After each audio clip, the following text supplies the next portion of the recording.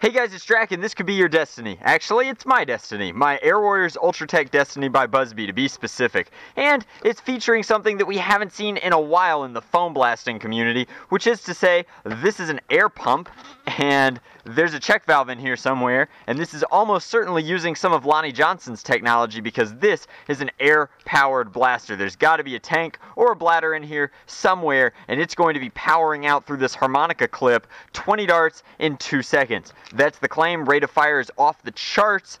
I can't wait to play with this thing. We haven't seen an air blaster in a very long time, so comparable to the Nerf Mag Strike, it's going to be firing fast. It should be getting reasonable performance. It's using the long distance darts. It's claiming ranges of up to 60 feet. That's slightly less than the 72 feet they've been claiming, which tells me that it's not going to get the ranged performance, but I am reasonably sure that it will get everything else. There is a jam release here button that looks like it's on the other side. It's going to be as simple as pulling the semi-skeletonized trigger to advance the clip through, and there's not much more to talk about. Let's take it out. Let's load up this clip.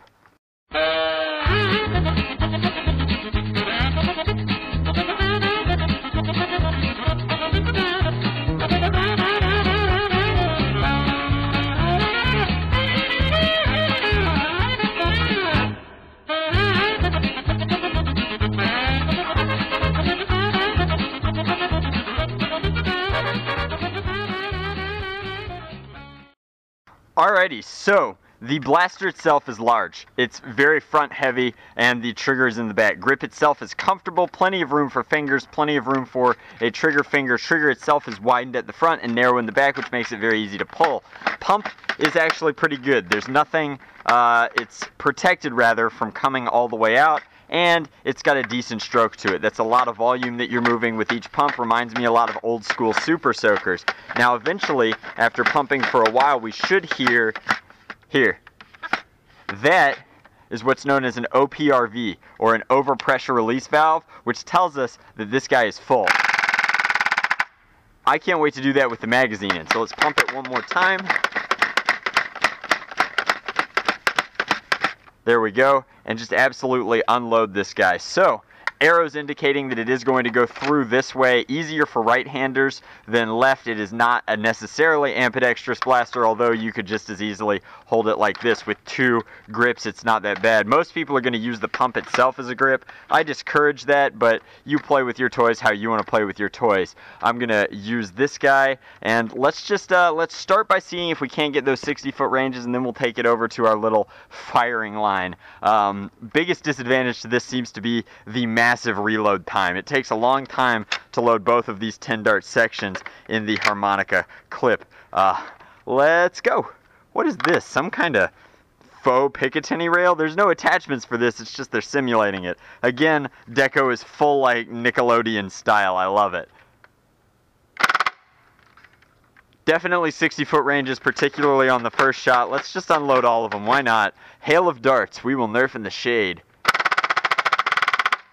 And as promised, that's an insanely high rate of fire, definitely getting the performance that they claim. This blaster is cool. It is, of course, going to be cross-compatible with Nerf darts themselves, as most 50 caliber foam darts of relatively equitable length are created equal. So these are some kind of beat Elite darts, but you can see that that's almost identical in terms of size. So we're just going to make ourselves a little do-re-mi clip here.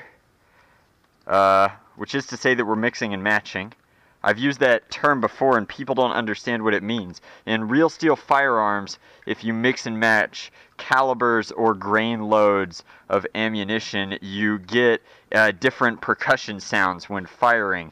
And so instead of it being a rat-a-tat, it's a do-re-mi, because you can walk up octaves or down octaves and make interesting noises by doing so.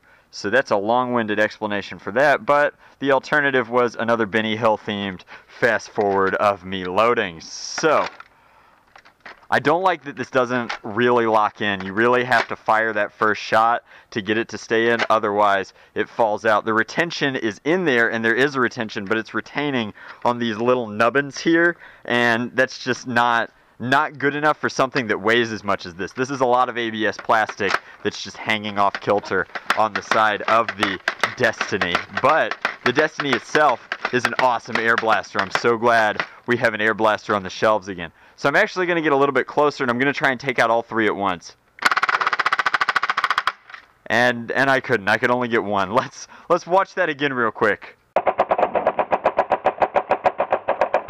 Way too cool. So, that's my review of the Air Warriors Ultratech Destiny. I think this is a solid flagship blaster for the line. I think that it's great just to see Lonnie's work in action again, and I'm just frankly thrilled that there's an air blaster out there running around, and I can't wait to take this to an SE&C war and see what the guys think of it. But the real question isn't what the SE&Cers think of it, it's what do you guys think of it? Are you guys interested in new air blasters? Because I definitely am. Let me know in the comments section below what you guys think. I'd love to get your thoughts on it.